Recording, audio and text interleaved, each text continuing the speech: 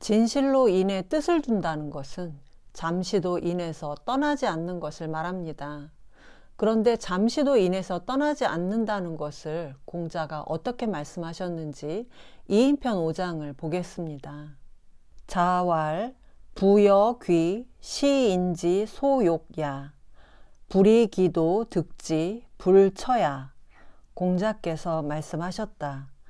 부귀는 사람들이 다 원하는 것이다. 그러나 정당한 방법으로 얻은 것이 아니라면 그것에 처하지 않는다. 빈여천 시인지 소오야 불이기도 득지 불거야. 빈천은 누구나 다 싫어하는 것이다. 그러나 그것이 비록 정당한 방법으로 얻은 것이 아니라 할지라도 부당한 방법으로 벗어나려고 노력하지는 않는다. 군자 거인 오호 성명 군자무 종식지간 위인 조차 피러시 전패 피러시. 군자가 이남에서 떠나 있다면 어찌 명예로운 이름을 이룰 수 있겠는가. 군자는 한 끼니를 마칠 동안에도 인을 어기는 법이 없다. 황급한 때에도 반드시 인과 더불어 하며 실족할 때에도 반드시 인과 더불어 할 뿐이다. 갑자기 긴 말씀이 나왔습니다. 설명도 좀 긴데요. 그래도 뒷부분에 가면 감동이 있으니까 끝까지 들어주시기 바랍니다. 우선 부여귀, 부여귀는 부귀죠.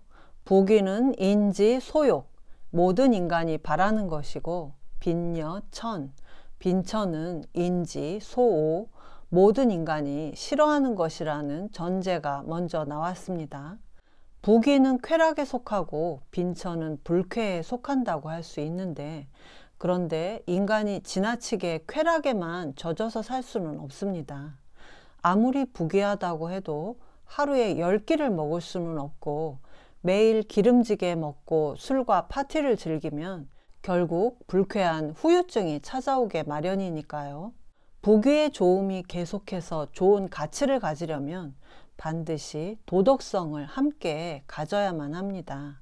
그래서 공자가 말씀하신 것이 불이기도 득지 불처. 부귀는 사람들이 다 원하는 것이지만 정당한 방법으로 얻은 것이 아니라면 그것에 처하지 않는다. 여기서 기도, 그 도가 바로 정당한 방법에 해당되는 말입니다. 그런데 바로 다음 말씀인 불이기도 득지 불거. 빈천은 사람들이 다 싫어하는 것이지만 정당한 방법으로 얻은 것이 아니어도 그것을 떠나지 않는다. 공자가 빈천에 대해서도 똑같은 표현으로 말씀하신 것이 선뜻 이해가 가지 않습니다. 이 세상에 부귀를 누릴 수 있는 사람은 얼마 되지 않기 때문에 부당한 방법으로 부귀를 탐해서는 안 된다는 것은 당연한 말씀이죠.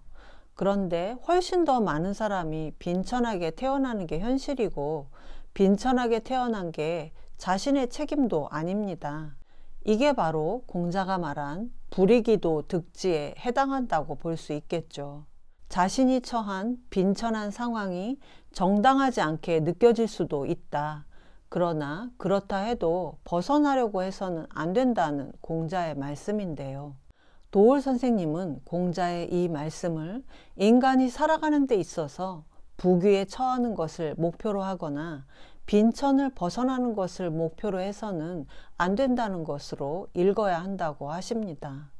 우리가 인생에서 만나는 부귀와 빈천은 어떤 고정적인 실체가 있는 것이 아니라 인생 유전을 따라 부귀역에도 들렸다가 빈천역에도 들를 수 있다는 것인데요. 공자는 이런 인생 속에서 인간이 추구해야 할 것은 오직 인이기 때문에 군자는 잠시도 인을 떠나서는 안 된다고 말씀하십니다. 그런데 이 장의 말씀은 도덕적인 삶과 행복이 일치하지 않을 수 있다는 사실을 말하고 있습니다.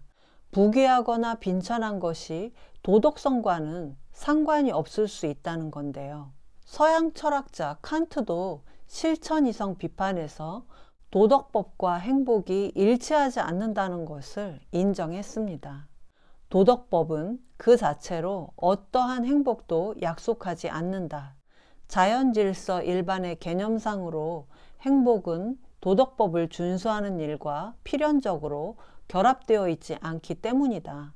다시 말해서 도덕법과 행복의 관계는 포물선의 법칙과 던져진 돌멩이의 행로와 같은 관계에 있는데, 상상 속 순수 이성의 세계에서는 돌멩이가 정확하게 계산된 위치에 도달하지만, 실제 벌어지는 실천 이성의 세계에서는 돌멩이가 어디로 떨어질지 예측할 수 없는 것처럼, 실제 우리가 사는 세상에서는 도덕적으로 살았다고 해서 그 인간이 반드시 행복해진다는 보장이 없다는 겁니다.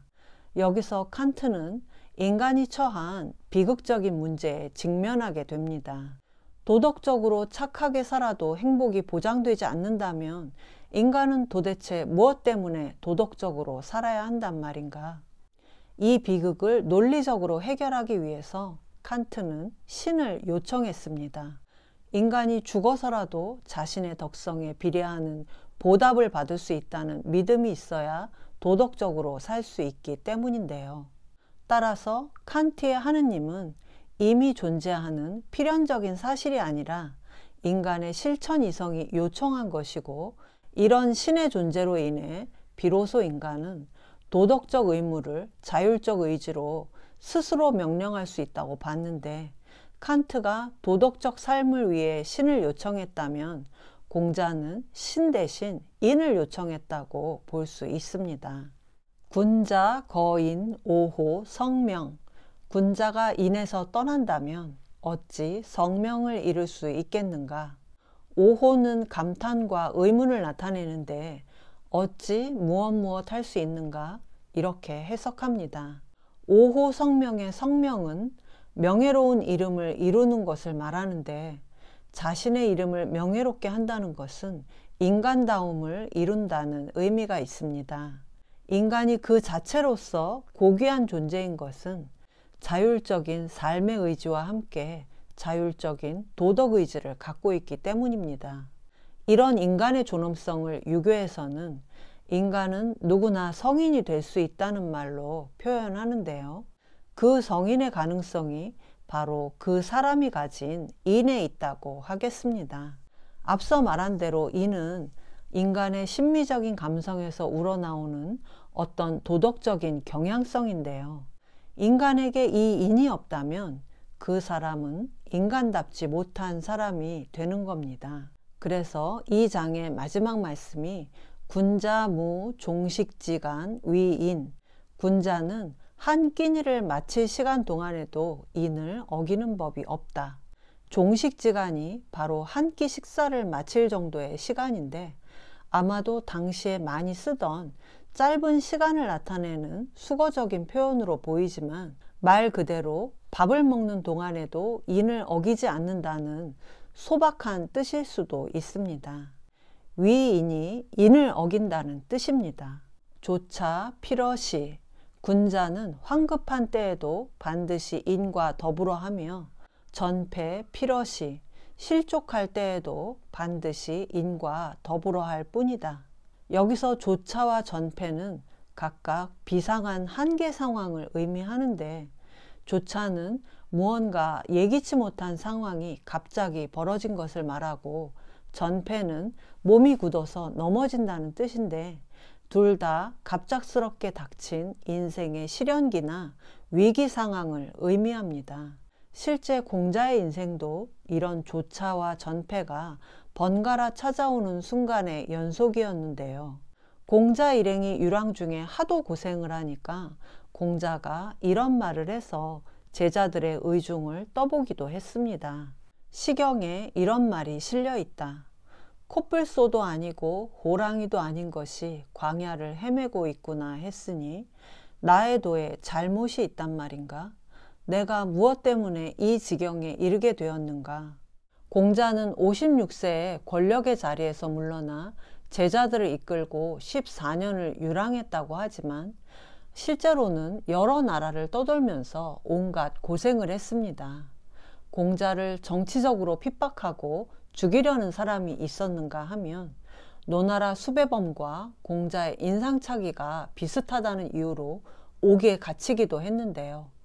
남의 나라 전쟁에 휩쓸려서 고립되는 바람에 일행이 모두 굶어 죽을 뻔한 적도 있었습니다. 빈천한 어린 시절을 보낸 뒤에 대사구라는 벼슬에까지 올랐던 공자의 인생이야말로 빈천과 부귀 그리고 조차와 전패가 이어지는 그런 인생이었다고 할 수 있는데요. 그럼에도 불구하고 공자는 그런 순간 속에서도 악기를 연주하고 제자들에게 강론을 하는 것을 멈추지 않았습니다. 따라서 인생의 고난 속에서도 인을 떠나지 말아야 한다는 이 장의 공자 말씀을 더욱더 숙연하게 듣지 않을 수 없는데요. 한 끼 밥을 먹는 순간에도 인을 어기지 않을 것을 다짐하면서 2인편 5장의 공자 말씀을 다시 읽어보겠습니다. 자왈 부여귀 시인지 소용냐 불이기도 득지 불처야. 공자께서 말씀하셨다. 부귀는 사람들이 다 원하는 것이다. 그러나 정당한 방법으로 얻은 것이 아니라면 그것에 처하지 않는다. 빈여 천 시인지 소오야 불이기도 득지 불거야. 빈천은 누구나 다 싫어하는 것이다. 그러나 그것이 비록 정당한 방법으로 얻은 것이 아니라 할지라도 부당한 방법으로 벗어나려고 노력하지는 않는다. 군자 거인 오호 성명 군자무 종식지간 위인 조차 필어시 전패 필어시. 군자가 이남에서 떠나 있다면 어찌 명예로운 이름을 이룰 수 있겠는가. 군자는 한 끼니를 마칠 동안에도 인을 어기는 법이 없다. 황급한 때에도 반드시 인과 더불어 하며 실족할 때에도 반드시 인과 더불어 할 뿐이다.